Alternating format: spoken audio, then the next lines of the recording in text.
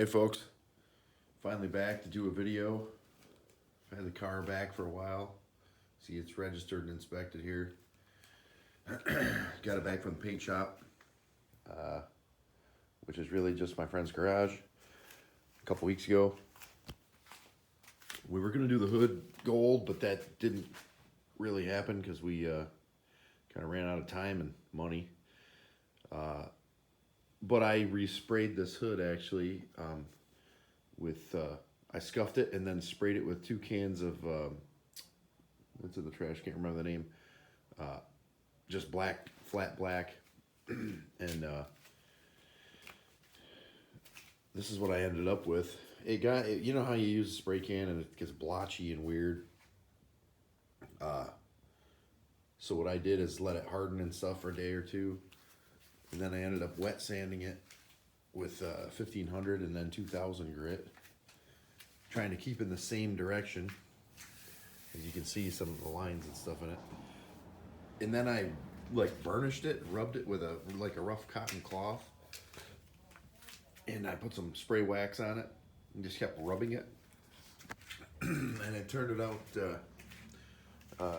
this color, which I don't hate it. It almost looks like it's somewhat of a carbon fiber.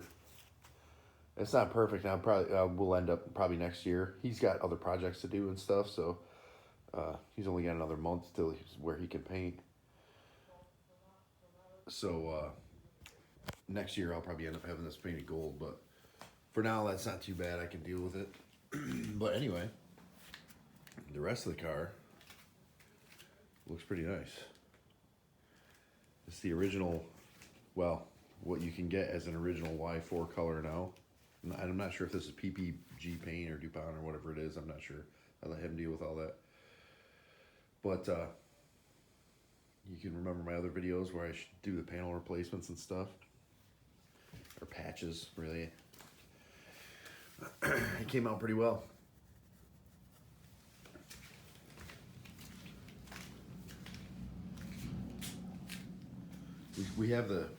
We still got the stripe to throw on there in the next couple weeks or so, but not too bad. I'm pretty happy with this section here,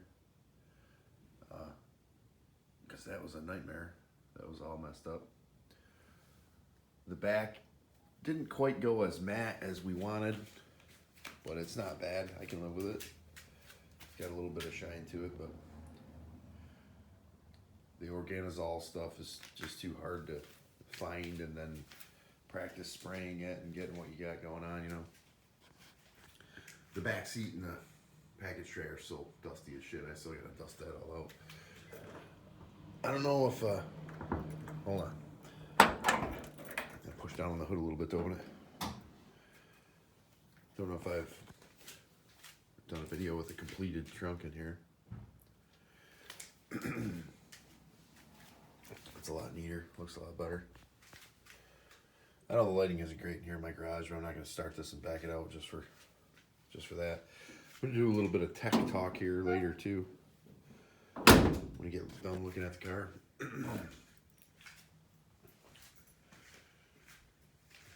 So yeah, it came out pretty good. I'm happy with it. It's a couple shades lighter, which is good, and it's got this color, this Y4 plays in the light like mad, like crazy.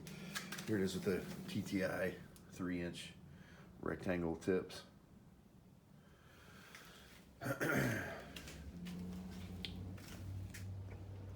Yeah, I'm liking it.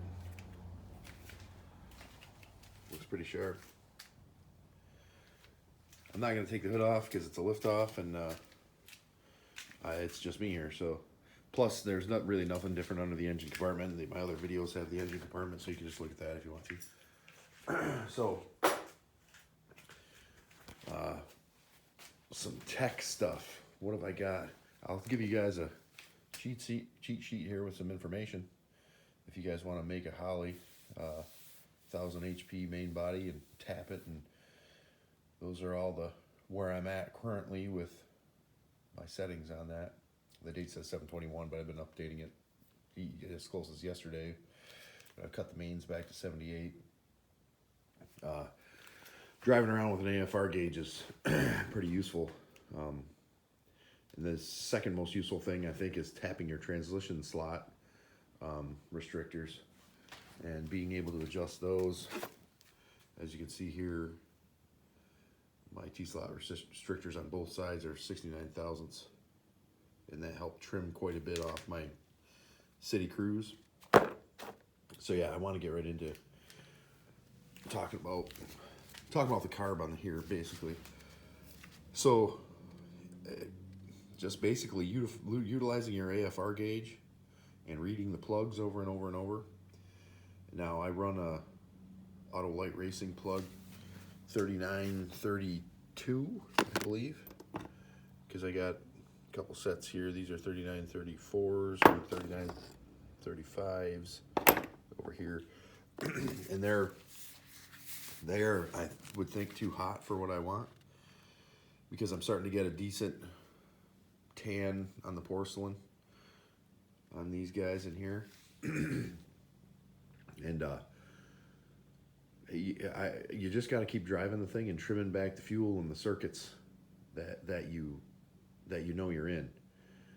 So like I was actually cruising downhill yesterday, a nice long downhill, just coast-ish, you know, just part throttle coast, and I was actually getting up to like 14.5 or 15 to 1 AFR, which you don't be afraid of that if you're coasting, you're not under load. It was good, you know. So then when I would and I'd come to the bottom and come back up another hill, and I'd crack into the throttle, and you'd see it spike a little bit lean when the blade's open, and then it instantly picks up your accelerator pump and shows back up around 12 or so at the time, because I hadn't trimmed back more. Sorry, hiccup here. I just ate my breakfast. So I ended up backing my mains down to 78s. So like a lot of people are going to say, well, it's a pretty big motor. That seems fairly small, but not really, depending on what you're doing. Like this is a fairly big motor with a fairly big cam. It's a 600 lift comp cam solid with 266 at 50 duration, which I think plays out something like 299 or 296 or something like that advertised. That's a lot of duration. So your idle and lower airspeed is going to have to be a little richer. But I have this thing idling at like a probably 13 to 1 AFR, and like 14. It's actually fairly good at idling when it's just sitting and you're not using the accelerator pump. It'll burn off that extra fuel and it'll idle pretty lean, which is good because you don't want to load your plugs. So let me run into the issue with this carb and this this goes right off your RPM due to your rear end gear and transmission and such and torque converter. So when I'm cruising at highway speed, I'm in at 60 miles an hour. This thing runs at about 2,800 RPM due to the converter and whatnot, and the rear end gear, which is 355, a 28-inch tire. And I'm right with, this is a pain in the ass, in the end of the transition circuit and into the beginning of the primary jet. So as you see on my paper here, so those are the numbers. You can look at them as you want. So now you got this car turned out being right in that cusp of two different circuits at that cruise, which is a pain in the ass because you can't trim your one circuit that you're cruising on. So I had to do basically both, but not too much from either. So what I ended up doing is trimming a little more out of the main the other day. First I took 2 steps down, and it didn't really move my AFR that much because I think I was cruising at around 12.2 or 12.5 under light load, and that's rich, it's wasteful, you know. My father is under the opinion that I'd rather it be a little rich. You're not going to burn nothing up, but it's more of a street car than a drag car. So at a part throttle, why do you want to run it rich? It's just going to waste fuel and be stinky. So I ended up pulling it down to 79s and then driving it, and it brought the air fuel up more like to 12.7. It didn't jump quite as much as I expected, like maybe half a point, which isn't bad. But so I took it back while I had the hood off it, and I dropped them down to 78. So I haven't driven it again since, but I'm assuming it's more around 13 at a cruise. So basically, you just want to be able to cruise it, and if you give it some throttle, you don't want it to hesitate up there. But as long as it's not under load and it's going super lean, it's you're fine, you know. But you can hear it. You can definitely hear the engine running better on a leaner circuit. It gets snappier and crisper. Obviously, if it's too lean, it starts getting wispy. But if it's too rich, it almost, to me, sounds burbly, like underwater. Now, I mean, you gotta definitely have to drive and take some time and get familiar with your car and making these changes before you can hear it. The weather is gonna fuck with you too, but you'll know when you get like the it starts getting more dialed in and you get the proper thrum. You know what I mean? You can tell it's firing better. So as this carburetor acts now, you come up through that transition, which is fairly clean, and then you get into the primary jet and transition where you're at a 55 to 60 mile an hour cruise, which most of the roads around here are good for. As you start rolling up past 3,000, the transition slot dies off completely, and now I'm on the main jet. Then it starts, you can watch the AFR creep up. And this is why I use that analog AFR, because it's just easier to look at visually and note where the needle is. You don't have to say, look at the number, right?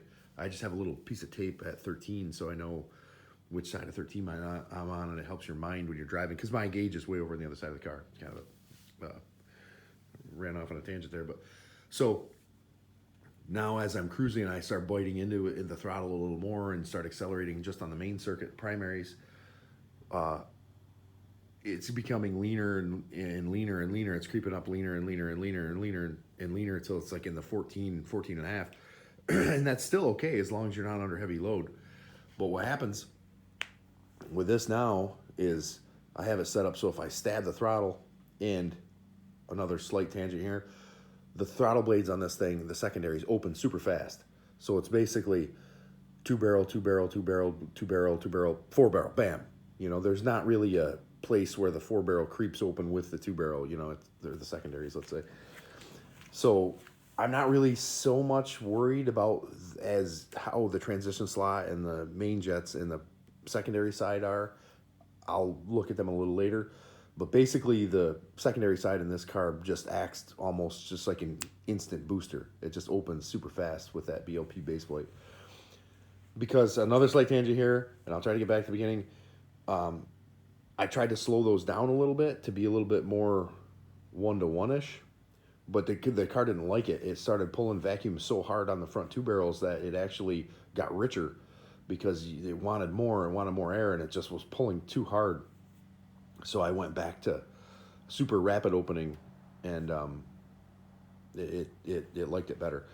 So anyway, so then I repower valved this at 5.5, so they open a little quicker.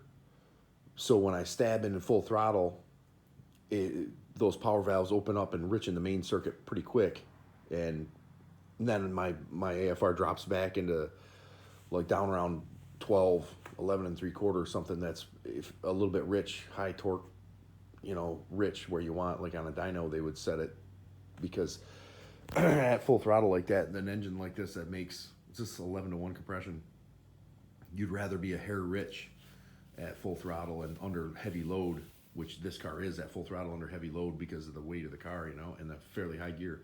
You don't want it to detonate, you know, and it this thing screams at high RPM. This being I thought this 493 would be a little bit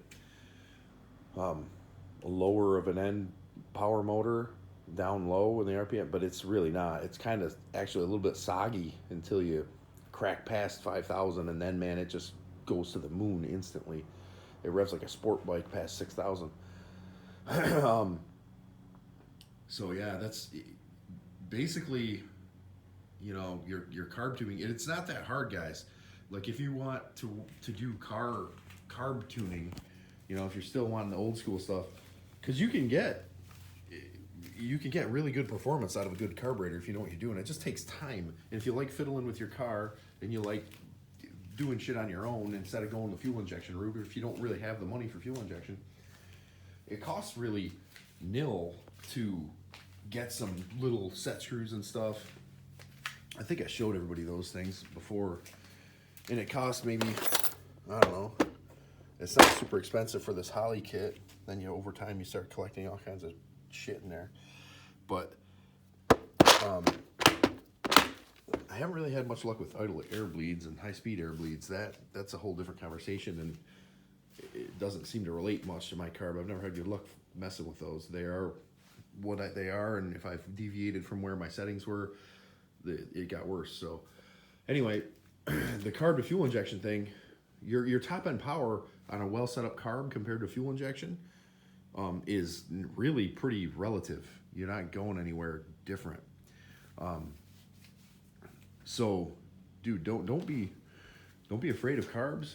You know, get your drills and taps, and maybe buy an old shit swap meet 4-barrel and mess with it, practice with it, and junk it when you've learned how to tap and drill your transmission slot restrictors and the idle feed restrictors, and you learn how to make the little 10-30 seconds and 6 I think they're 6 30-second set screws. You got to drill them through the center, slice them off, make them the right depth. It's not a big deal. It takes time and it takes patience, but you can do it. And then you can tune your carb pretty good, you know, and it's not a big deal. So I'll jump off that train for right now and talk about these door pins we replaced. That I think it was $16 maybe for my door pins. In 2 hours it took me and my body guy to take the door off, do whatever, I can't remember. We had to take one hinge off and drill it. I think it was the bottom one, and put in the new door pins. But check this out, listen to this. Didn't go away. That's awesome. There's no more wobbly door. It's nice and set. Gaps, pretty badass. I'll tell you what, if you're into taking your car apart, man, these are sketchy. That'll get you. That'll give you some heart palpitations taking this off. There's one stud with a nut here. You take that off, then you take your interior goat hoof tool, just slowly pop those clips up and go down. And man, I was so afraid this thing was gonna kink and buckle, but it didn't. So also, if you ever do a door panel, this one clip in here that shoots in is the most sketchy one because of how it's in the corner, and it's kind of like a cardboard card that's cut out, and then the pins, the edge of the clip slides in there, and if you pry on that, you'll tear the cardboard out. So I mean, because this is an original door panel, all this is. Yeah, that was sketchy. And for your charger guys, I'd probably Cornet. I don't know what other cars have this pad here. I don't think Cornets do. Maybe GTX or something. Got to get the tool for this guy. It's a socket. I don't remember what it costs, but it's got little prongs on it. Put a wrench in there and undo this jam nut. You got to have that. You'll destroy it. This thing is actually metal underneath here, so you can pry on this pretty good, and it'll just boing pop out. But you got to undo that first, and before you damage it. But other than that, the door panel's not too big of a deal. Yeah. So I put quite a few miles on this. Another quick tech tip here. Since I got a new subscriber just last night or something, told me said, thanks for this channel. This is really cool. I'm a novice getting into cars. I figured I'd throw some tech out. So this wheel here, for a long time, I never messed with it because I wouldn't really use the car too much.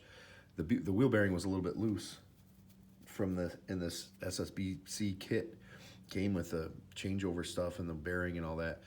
So this wheel, you could grab it and with both hands and yank on it, and you would just feel that wheel bearing clunk clunk a little bit. And I knew it was too loose, but I didn't use the car much. It was okay for then. I finally got around to fixing that. And basically, the trick is, like, so if the wheel bearing's loose, you got a castle nut here, and you tighten it up till the wheel bearing is right. You know, you spin it, and it should have a hair of drag on there, but it shouldn't be too much, and it shouldn't wobble. Well, the way I had my castle nut was fairly coarse, and I couldn't get it any tighter because it would be too tight on the wheel bearing. The wheel would barely spin, and that's just going to burn your wheel bearing out. So it's better to have them a little too loose than to have them way too tight. So I just left it for a while, and I was thinking to myself, should I get a different washer, a little bit thinner washer to try to do this, that? And then I said, look, stupid. I just took my castle nut off there. I put the car up on the jack first. I undid my pin. I marked the one castle nut, or where your cotter pin goes through. I marked the castle nut high spot on the one side with a punch, so I knew where it was. Took my cotter pin out, took the castle nut off, and all I did was put it up on the bench with some sandpaper, and had a nice flat surface, and just rubbed the inside surface that mates to the washer, or just work that on your sandpaper. Just cut it down, cut it down, cut it down, cut it down. I never measured it overall, whatever. But I just sanded it for a while. Looked at the surface, made sure it was nice and even. You got to keep even pressure on it as you sand. It's just like you're using like a milling machine, you know what I mean? You're just trimming this nut down. Put it back on, got a little tighter, but it wasn't enough. Or it wasn't thin enough. I could get more tightened, but I wasn't to the next hole. So it took me like 3 or 4 times to put it on and see if I could tighten it up and get the right preload on there. So, I mean, all you end up doing is taking off a few thousandths of metal off the bottom of the castle nut, so it'll go a little farther before you can seat it and get just the right preload. And then you just put your cotter pin back in there, and lo and behold, my wheel isn't clunking anymore, and it's not going to destroy that wheel bearing. But there's a tech tip for you guys in that situation, especially when you're up where I am here in the middle of nowhere. There's no auto parts stores around. You can look for different washers and thicknesses and shit like that. It's easier just to spend an hour sanding a castle nut until you get the right custom thickness. Well, then remember that it stays on this side. Don't do both sides at once and get your shit mixed up. So anyway, that's long enough for this video. Glad you guys finally got to see this car painted, done. I'm driving around, getting it dialed in, tuned better. I think I might do another talk video here in a few minutes about a different subject on just engines. Later.